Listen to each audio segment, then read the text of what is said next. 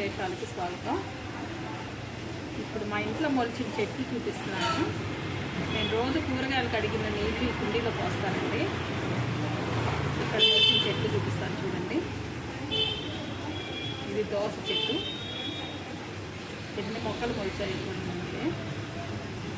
ఇది కాకర చెట్టు, ఇది పచ్చిమిర్చి,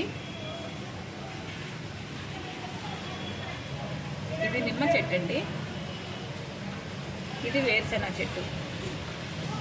ఇవన్నీ కాయలు కాస్తాయా లేకపోతే విడదీసి విడివిడిగా వేయాలా అనేది నాకు అర్థం కాలేదు.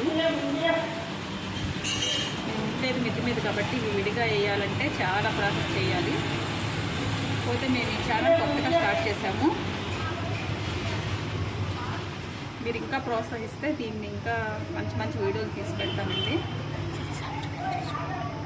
ఛానల్ సబ్స్క్రైబ్ చేయండి, లైక్ కొట్టండి ప్లీజ్.